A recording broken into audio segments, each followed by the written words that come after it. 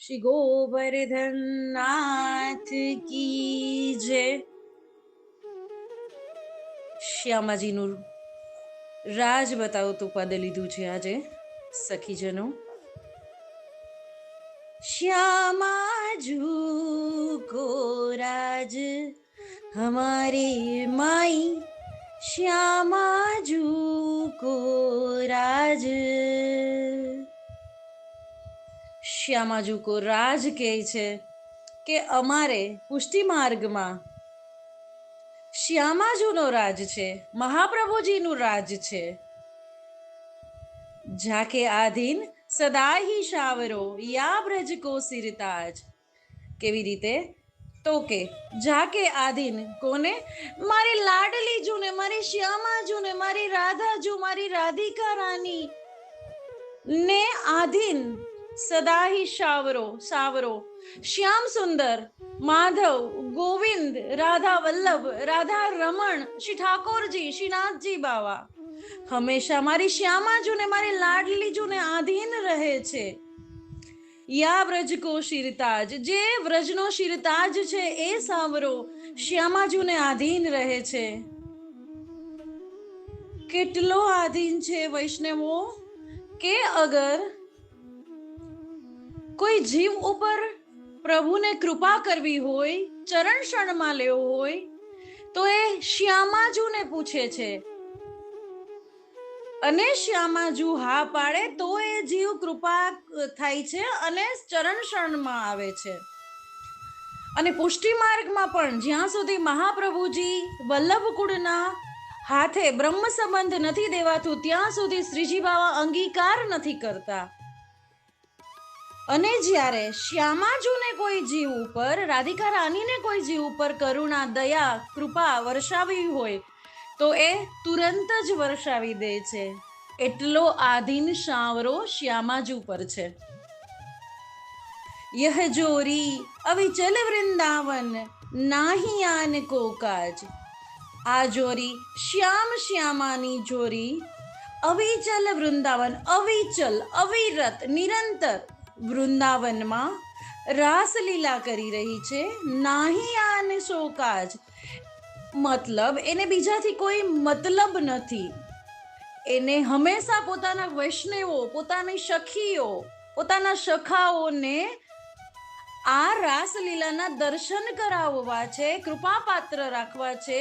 એ જોડીને બીજા કોઈથી કાજ નથી. નાહી આન શો કાજ જતાવ્યું છે.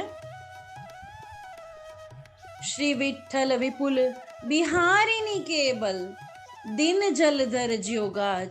જલ હોય, સ્થળ હોય, ધરા હોય, કાંઈ પણ હોય, શ્રી વિઠ્ઠલ વિપુલ બિહારીની છાપ છે. એક સંત છે હરિવંશ સંપ્રદાયના, એમનું લખાણ છે આ.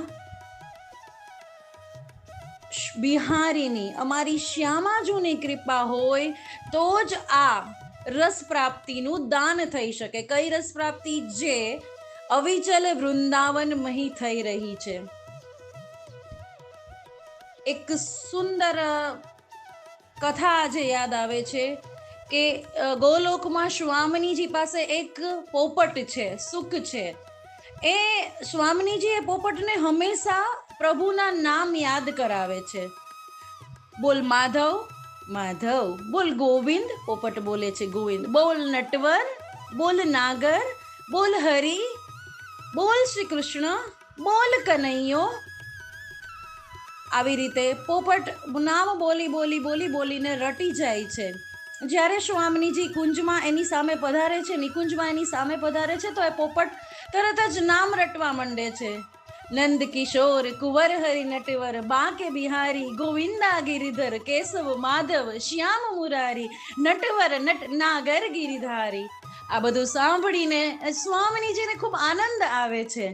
એક વખત એમની કુંજમાં, નિકુંજમાં, ગોલોકધામમાં પ્રભુ પધારે છે. બધી સખીઓ નમસ્કાર કરે છે, ઝાડ પાન બધા નમસ્કાર કરે છે. પોપટ નમસ્કાર નથી કરતો. એટલે સ્વામિનીજી પૂછે છે કે કેમ તું માધવને, પ્રભુને આમને નમસ્કાર નથી કર્યા? તો કે કેમ કરું? કોણ છે આ? અરે આ એ જ છે જેનું તું અષ્ટયામ જાપ કરે છે, નામનું જાપ કરે છે. ખાલી એણે નામ જપી લીધા છે, સુરતની પહેચાન પ્રતીતિ નથી કરી એટલે પ્રીત નથી થઈ.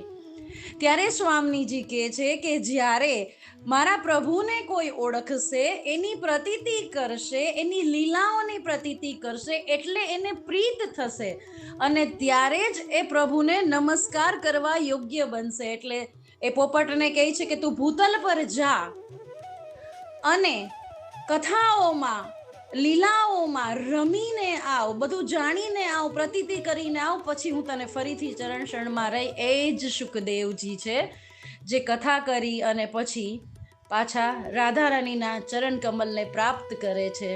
એટલી સુંદર શ્યામાજુની કૃપા છે.